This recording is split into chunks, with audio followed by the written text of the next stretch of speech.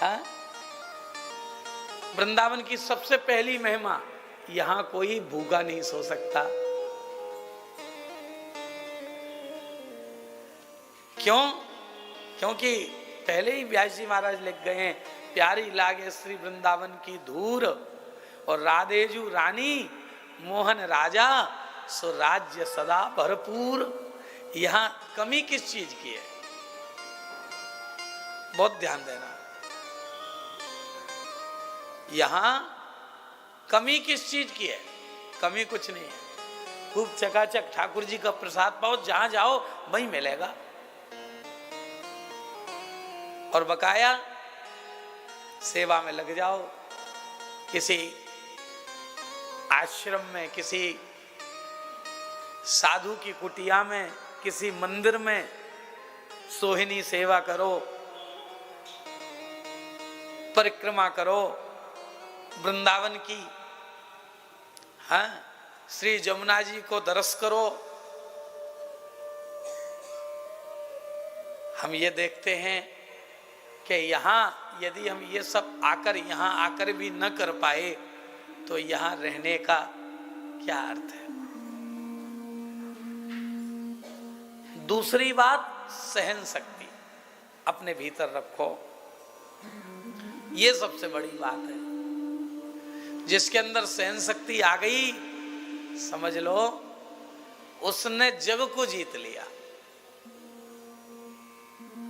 कल ही हमारी मैया कह रही थी कि रहना और सहना दोनों बातें होनी चाहिए। यहाँ की रहनी में सबसे पहला नियम है, यहाँ रहना है तो सबसे पहले सहना सीखो। सहन शक्ति हो तुम्हारे अंदर।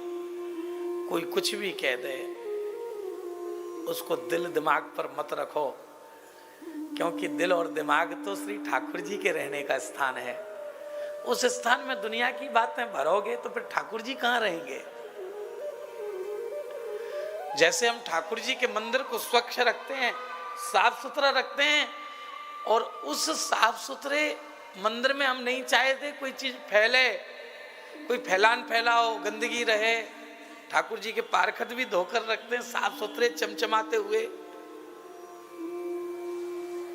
कहते हैं ठाकुर जी वहीं रहते हैं जहां एकदम बिल्कुल स्वच्छता रहती है।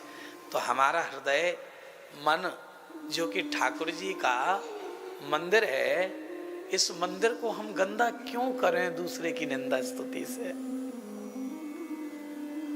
कुछ लोगों को तो काम ही यही होता है, उनका काम है उनको अपना काम करने दो, हम अपना काम करें। मैंने देखा कई लोग केवल मीन मेख निकालने के लिए ही पैदा होते हैं। ठीक है, उन्हें निकालने दो, वो उनका काम है।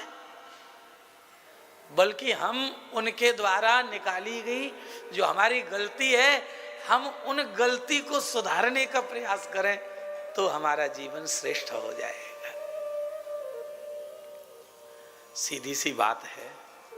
ये हृदय, ये चित्त, ये मन श्री राधा वल्लभ लाल जी के लिए मंदिर है, और इस मंदिर को हमें स्वच्छ रखना है। इस मंदिर को मैला नहीं होने देना है। इस मंदिर को एकदम साफ सुथरा, क्योंकि हमारे ठाकुर जी स्वयं कहते हैं रामचरितमानस में, गोस्वामी जी की वाणी के माध्यम से श्री राम प्रभु स्वयं कह रहे हैं,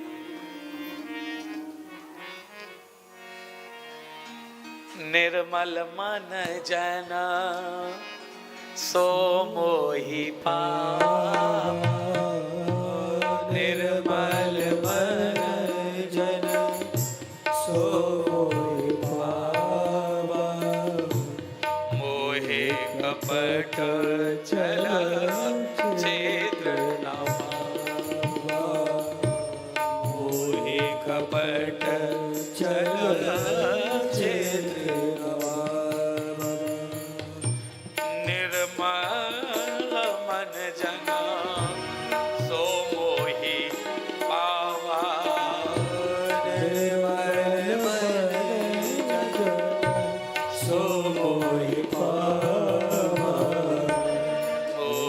कपट चल चेतना होए कपट चल चेतना वो है कपट छल छिद्र न भावा। मुझे छल कपट ये सब अच्छा नहीं लगता। हृदय को एकदम शुद्ध कर लो। वृंदावन आए हो, इतना शुद्ध कर लो, इतना शुद्ध कर लो कि कोई कुछ भी कहता रहे, उसका प्रभाव हमारे ऊपर ना हो। अपनी भाषा में कहें तो ठाकुर जी के द्वार के मोटे बेशरम हो जाओ। हाँ, क्योंकि यहां टिकना है तो बेशरम बनना ही पड़ेगा। ठाकुर जी के द्वार में टिकना है तो बेशरम नहीं बनोगे तो कल के दिन हट जाओगे।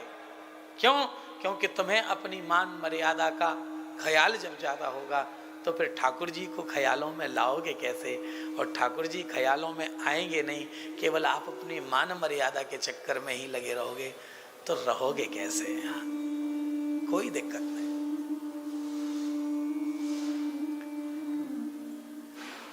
पिछली बार जब हम यही कथा कर रहे थे तो कथा से ठीक पहले लगभग 4-5 वर्ष से ज्यादा हो गया, आप में से किसी को याद होगा जब ब्रज 84 को उसकी यात्रा भी करवाई थी।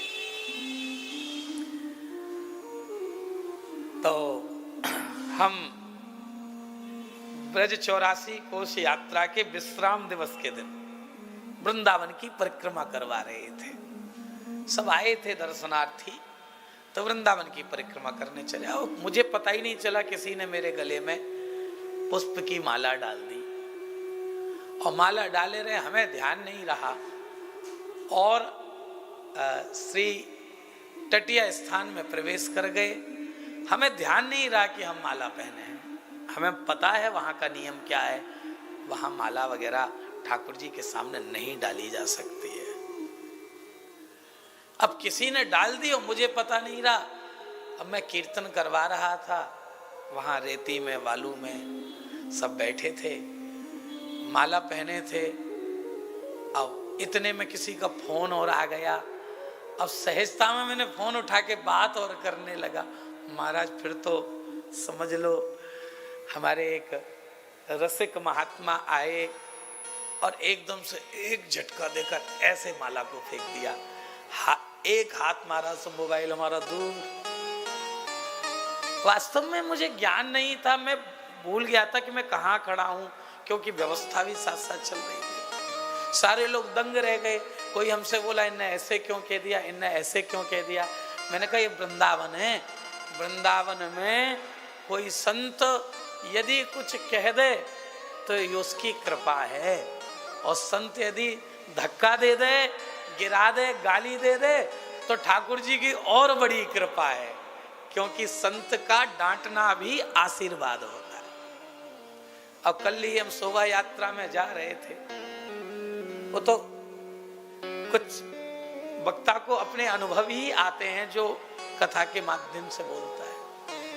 मैं देखता हूँ लोग यहाँ चश्मे को बहुत डरते हैं, बंदर आते चश्मा खींच ले जाते। मुझे लगता है कि शायद ठाकुर जी के ये जो बानर हैं जो यहाँ ब्रज में रह रहे हैं बंदर, वो शायद ये कहते हैं कि भीतर की आंखों से ठाकुर जी को देखो भाई। हाँ, पर्स छीन ले जाते हैं, यहाँ माया का क्या काम है भाई, शायद यही कहना चाहते हैं वो।